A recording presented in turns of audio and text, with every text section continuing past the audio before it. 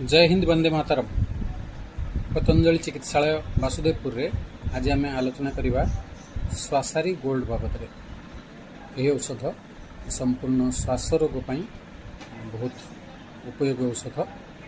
Ingredients बाबद देखा गले अच्छी त्रिकटु चूर्ण, श्वासारी रस, शीतपलादी चूर्ण, अभ्रक भस्म, स्वर्ण वसंत मालती रस, मोती पिष्टि एवं गोदंती भस्म।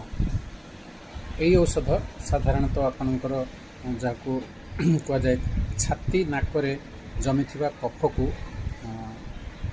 दूर कर बाहर कर दे था एवं श्वास रोग मुक्ति दे था। ता छड़ा आपण जोटा नॉन प्रोडक्टिव कफ, जोटा कफ विहीन काश जोटा ताकू भल कर थ्रोट इरिटेशन, जोटा गला कुंडे होगा ताकू दूर कर आपणकर देह को निदुआ निदुआ लगे एवं जोर रहिबा समस्त प्रकार रोग आराम दी थाए। ये औषध आप सकाळे एवं संध्यारे 2टी लेखाएं खाई सारिबा परे उषुम पानी सहित खाई परिबा। जय हिंद वंदे मातरम।